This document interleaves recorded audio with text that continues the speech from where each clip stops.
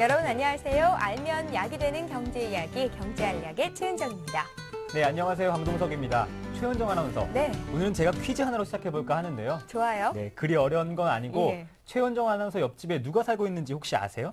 예, 저희 옆집에는 사실 노부부가 사세요. 네. 저는 연립주택에 사는데 산지는 좀 오래됐거든요. 부모님과 옆집 노부부와는 좀 왕래가 있으신 편이고요. 또 맛있는 음식 했을 때 서로 나눠 먹기도 하고요. 네. 근데 저는 인사만 하는 정도에 그칩니다. 근데 생각해보니까 우리 어렸을 때는 정말로 이웃 주민들과 자주 만나고 인사도 또 자주 하고요. 왕래도 있었던 것 같은데 지금은 그렇지를 못하죠. 뭐 그럴 만한 시간적인 여유나 공간도 없고 이웃 간의 정을 느끼기는 조금 힘든 것 같아요. 그렇죠. 사실 주거 환경만큼 중요한 것이 이웃 간의 관계가 아닐까 싶은데요. 사람 냄새 나는 이웃과 함께 잘 지내야지 그것이야말로 좋은 거주 공간이 아니겠습니까? 예. 최근 들어서 마을형 사회적 기업이 등장하면서 지역사회에 대한 또 다른 가능성이 대두되고 있다고 합니다. 예, 공공임대단지 입주민과 또 인근 지역 주민들에게 서비스를 제공하고 일자리를 창출하고 있는 마을형 사회적 기업.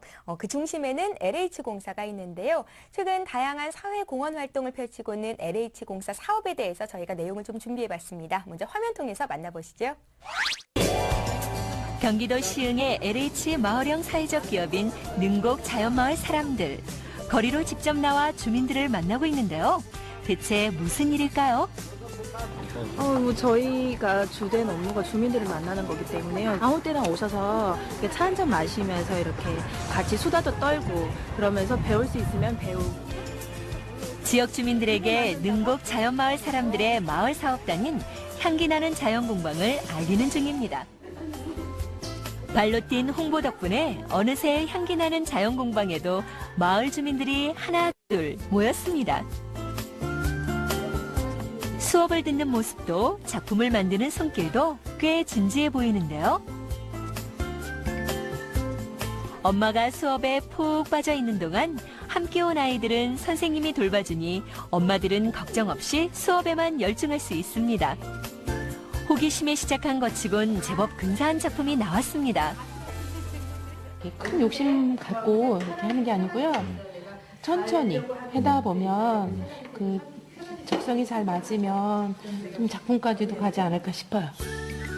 능곡 자연마을 사람들의 향기나는 자연공방은 LH 임대단지 1층에 비어있던 공간을 활용해 처음 문을 연 후 지역 주민들이 직접 천연비누, 향초 등을 만들어 판매도 하고 강의를 통해 문화 프로그램도 진행하고 있습니다.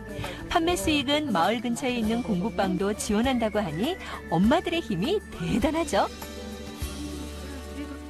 처음에는 사실 반신반의했어요. 이게 마을 사업이고 주민들만 대상으로 한다고 생각했을 때 모든 게 다 수작업이기 때문에요.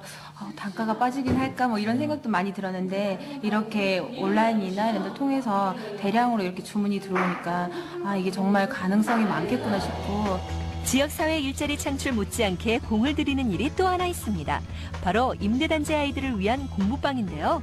LH 임대단지 내 주민공동시설 일부를 공부방으로 리모델링해 운영하는 것입니다. 공사가 한창인데요.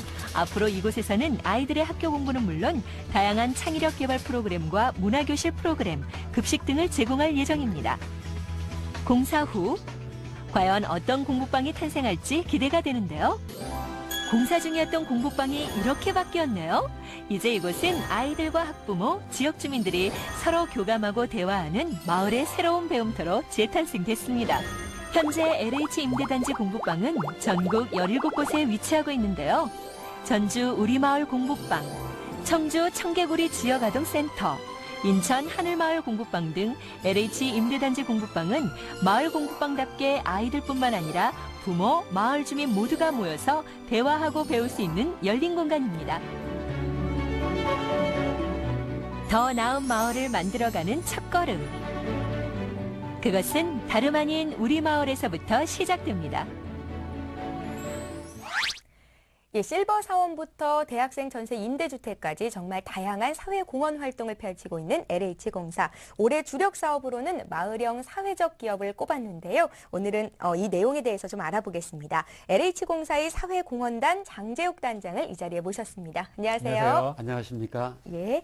자, LH공사의 다양한 공공 서비스 중에서도 가장 눈에 띄는 것이 앞서 말씀을 해드렸던 마을형 사회적 기업의 설립을 지원하는 사업인데요. 이 사업에 대해서 좀 더 구체적으로 설명해 주십시오. 네, 저희 LH 마을형 사회적 기업은 공공임대단지를 중심으로 하는 새로운 유형의 사회적 기업이라고 말씀드릴 수 있습니다. 예. 예, 입주민을 비롯한 지역 주민들의 수요와 욕구를 조사해서 그 조사 결과를 갖고 지역 주민들께 맞는 재화와 용역을 생산해서 판매를 하고요. 수익금은 지역사회 개발을 위해서 재투자되는 그러한 기업 형태입니다. 네, 지역 주민의 수요와 욕구에 맞는 상품과 서비스를 직접 개발하고 또 판매한다고 하니까 참 흥미로운데요. 예. 사업의 취지가 상당히 좋아 보여요. 이 같은 지원 사업하게 된 배경이 궁금한데요. 네, 우리나라는 고령화라든가 저출산, 가족 구조의 변화 등에 따라서 여러 가지 사회적 문제들이 발생이 되고 있습니다. 게다가 주거 방식이 단독주택에서 아파트 형태로 바뀌면서 해결해야 될 여러 가지 문제점들이 생겨나고 있는데요. 특히 공공임대단지의 경우 세 가구 중에 한 가구는 일자리가 없거나 돌봄 서비스가 필요한 가구들입니다. 예. 네, 이런 문제를 해결하기 위해서 저희 LH에서는 마을형 사회적 기업을 설립하여 일자리를 만들고 돌봄 서비스를 제공함으로써 임대단지의 활성화에 노력하고 있습니다. 최종적으로는 주민들 간의 신뢰와 공동체를 형성하여 주민들이 행복한 마을을 만드는 것을 목표로 하고 있습니다. 예, 사업 추진에 있어서는 어떤 절차가 있는지가 궁금한데요. 어떤 지역을 또 어떤 기준으로 선정을 하게 되는 겁니까? 네, 저희 LH는 매년 전국의 임대단지를 대상으로 해서 LH 마을형 사회적 기업을 설립을 지원하고 있습니다. 예. 사업 계획서를 제출받아서 저희들이 엄격한 현장 실사라든가 심사를 통해서 수행 단체와 지역을 선정하게 됩니다. 선정된 단체에는 대략 1억 5천만 원 정도의 사업비와 함께 경영 컨설팅이라든가 인사 노무 관리 등 다양한 지원을 통해서 사회적 기업이 성장해 갈 수 있도록 지원을 하고 있습니다. 네, 정부와 주민, 사회단체 등이 잘 협력하면 취약계층도 좀 더 살만한 공간 되지 않겠습니까? 예. 또 마을 자체가 사회 안정망 역할을 할 수도 있을 것 같고요. 앞으로 남겨진 숙제가 있다면 또 어떤 게 있고 사업을 진행하다 보면 어려운 점도 있으셨을 것 같은데요. 한번 짚어주시죠. 실질적인 성장을 유도해낼 수 있는 이제 그런 부분이 가장 어려운 부분인데요. 지역 사회의 다양한 자원들을 발굴하는 데 우선 노력을 기울이고 있습니다. 예. 또한 마을형 사회적 기업이 마을 안에서 바로 설 수 있도록 지자체라든가 시민사회 또는 기업이 함께 노력하는 그런 거버넌스 형성이 매우 중요하다고 보여집니다. 또한 주민들의 적극적인 참여도 매우 필요하고요. 아직까지는 마을형 사회적 기업이 생소해서 늘 낯설어 하시는데 이 부분은 차츰 시간이 지나면 해소가 될 수 있으리라고 여겨집니다. 네. 네. 나눔 경영을 바탕으로 다양한 사회 공헌 활동을 펼치고 있는 LH공사. 앞으로의 계획에 대해서도 말씀해 주세요. 네, 마을형 사회적 기업을 포함해서 임대주택 아동 멘토링 사업이라든가 어린이 공부방 사업, 급식 사업, 또 저소득층 합동 결혼식 등을 핵심 사업으로 추진할 예정입니다. 이런 활동들을 통해서 저소득층이 밀집해서 거주하는 저희 LH 임대단지가 행복한 마을 공동체로 발전될 수 있도록 최선의 노력을 기울여 나갈 계획입니다. 예. 네. 자, 오늘은 마을형 사회적 기업 설립의 그 중심에 있는 LH공사분 만나 뵙고 여러 가지 이야기 나눠봤습니다. LH공사 사회공헌단의 장재욱 단장과 함께했습니다. 고맙습니다. 고맙습니다. 감사합니다. 올 들어서 오르기 시작한 기름값이 끝을 모른 채 오르고 있습니다. 지난 4월 11일 기준으로 100일 연속 상승한 국내 기름값. 비싼 기름값에 계속되는 경제 불안까지 가계 경제의 부담이 결코 만만치가 않은데요. 한 달에 평균 주유비가 얼마나 나오시나요? 한 30만 원 나오는 것 같습니다. 예전에 좀 덜 나왔는데 지금은 좀 많이 나오는 것 같아요. 30만 원 정도 쓰는 것 같습니다. 근데 대체적으로 기름값이 많이 올랐어요. 그리고 또 오르는 속도도 요사이 좀 있는 것 같고요. 사정이 이렇다 보니 고유가 시대를 극복하기 위한 다양한 방법이 등장했습니다. 전국에서 가장 저렴한 가격에 주유소를 찾아주는 스마트폰 어플부터 수천만 원대에 이르는 자동차를 구입하지 않고 시간 단위로 빌려 쓰는 카쉐어링 서비스. 연료비 절감 효과에 탁월한 하이브리드 자동차 출시까지 최대 140만 원 한도 내에서 등록비가 감면이 되고요. 중형급 가솔린 일반 차량들과 비교해서 5년을 타실 경우에 940에서 950만 원 정도 유지비가 절감되는 고유가 시대를 알뜰하고 현명하게 극복하는 방법 지금부터 알려드립니다. 강동석 아나운서. 네. 혹시 출퇴근하실 때 운전하시나요? 아니요. 엄두가 안 나서 대중교통 운영합니다. 아, 그래도 주말이면 친구들 만나거나 가끔 여자친구랑 데이트할 때 운전하실 것 같은데 요새 기름값이 얼마인지 혹시 알고 계시나요? 요새 어떤 곳은 2,300원까지 하더라고요. 그래요? 보통은 2,000원이 넘는 것 같고 여기 네 바퀴 굴리려고 하니까 정말 엄두가 안 납니다. 예, 그렇습니다. 담합조산이 알뜰주유소니 기름값 내리겠다는 소리는 요란한데 정작 기름값은 하늘 높은 줄 모르고 천정부지로 치솟고 있는데요.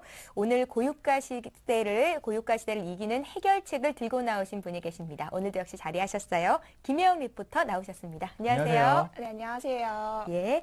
자, 이미 전국 대부분 주유소에서 리터당 2,000원을 훌쩍 넘어선 기름값. 우리 김혜영 리포터가 어떤 해결책을 가지고 왔는지 먼저 화면 통해서 만나보시죠.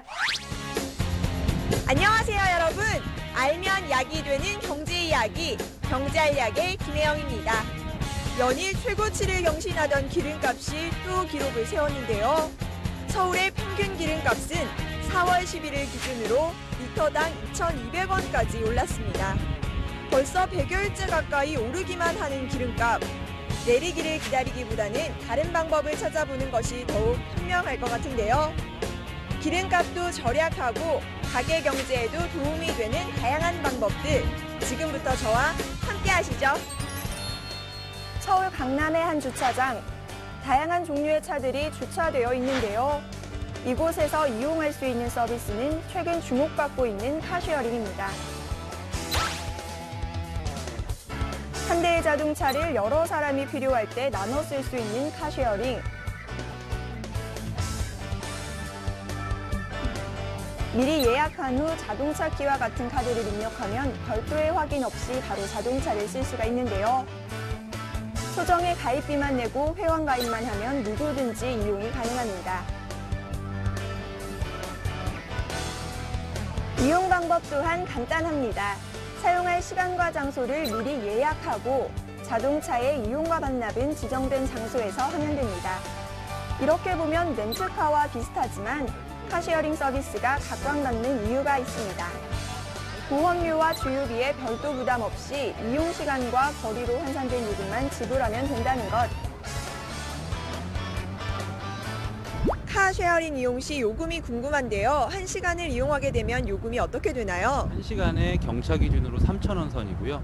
준중형차 기준으로 5,000원 선입니다. 그리고 이 비용에 주유비와 보험료가 포함되어 있습니다. 보험료와 주유비 부담이 없다 보니 평소 들던 비용의 절반 정도로 이용할 수 있는 카쉐어링. 이 서비스는 미국과 일본 등을 중심으로 이용자가 늘고 있고 우리나라도 지자체를 중심으로 확산되고 있는데요. 2008년 경제 위기에 따른 유가 상승으로 인해서 차량 유지비를 절감할 수 있는 카쉐어링 서비스가 대안적 교통체계로 부상을 했습니다. 그래서 전 세계적으로 60개국, 1000여 개 도시에서 서비스가 진행 중에 있고요.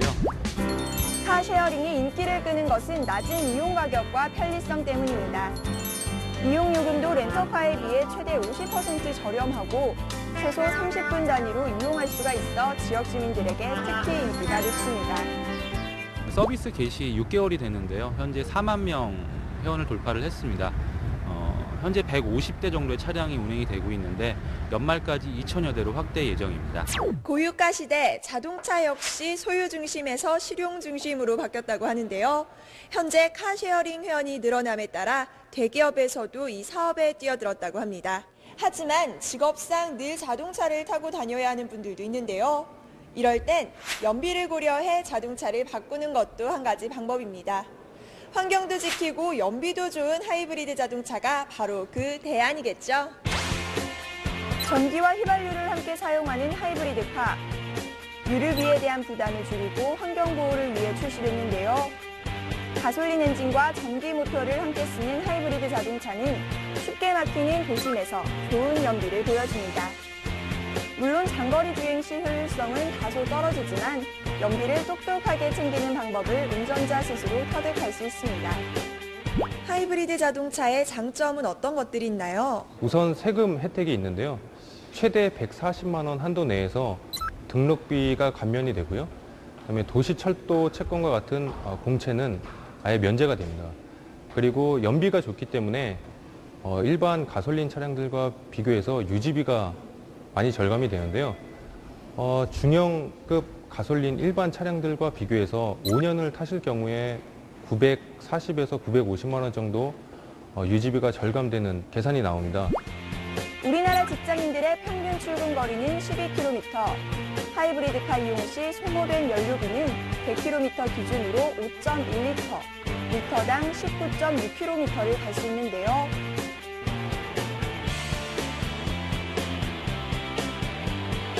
전기 모터와 엔진 속도에 따라 따로 구동하기 때문에 같은 급의 일반 자동차보다는 2배 정도 높은 연비가 나올 수 있습니다.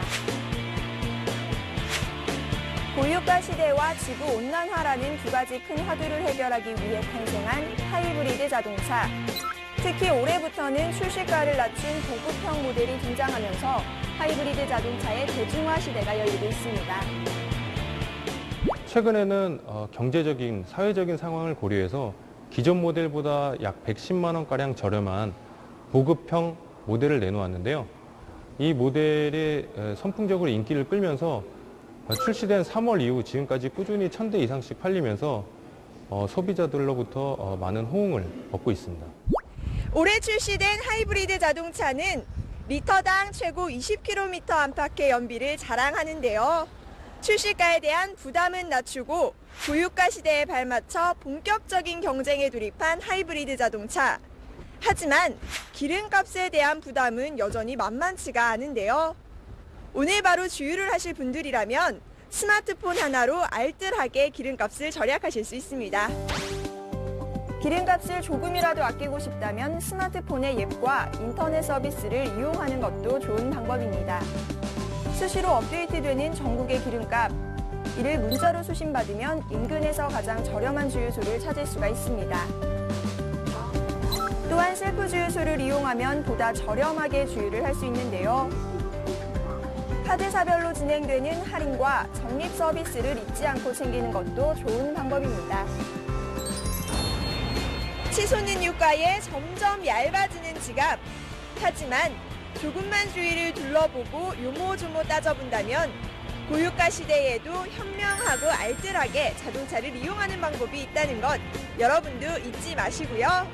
이상 알면 이야기 되는 경제 이야기, 경제알약의 김혜영이었습니다. 카쉐어링은 저도 들어는 봤는데요. 한번 이용해 봐야겠습니다. 네, 이용해 봐야겠어요. 예. 그런데 혜영 씨, 자동차를 타고 나면 요금을 정산해야 되는데 매번 계산하기가 좀 번거롭지 않을까요? 네, 그런 걱정은 안 하셔도 될 것 같습니다. 매월 월 회비를 내면 포인트를 충전해 주는데요. 차량을 이용 시 발생하는 요금은 이 충전된 포인트로 결제하시면 되고요. 만약 요금을 다 쓰셨다면 신용카드 등을 통해서도 결제가 가능하다고 합니다. 또한 본인이 직접 세차를 하시면 포인트를 주기도 하기 때문에 본인이 마치 자기 차인 것처럼 애용하실 수도 있다고 해요. 네, 저는 포인트 적립이 항상 유용한 것 같아요. 하지만 많은 사람들이 몰다 보니까 차 길들이기가 만만치 않을 것 같은데요. 네. 여기서 궁금증 하나 있습니다. 렌터카와는 어떻게 다른 건가요? 네, 렌터카의 경우 24시간을 기본으로 사용하셔야 되고요. 또 이 대여와 반납이 좀 까다로운 편입니다. 무엇보다 서울의 경우 주차 요금 등을 감안하면 절약과는 조금 거리감이 있는데요. 이에 반해 카쉐어링은 보관소도 많고 차종 선택도 아주 쉬운 편입니다. 주유비 역시 렌터카는 사용자가 부담하셔야 되는데요. 이에 비해 카쉐어링은 기본 요금에 포함이 되어 있다고 합니다. 또한 주행거리로 요금을 계산한다고 하네요. 보험과 하이패스 역시 기본 비용에 포함되어 있어서 요금 절약에는 아주 탁월하죠.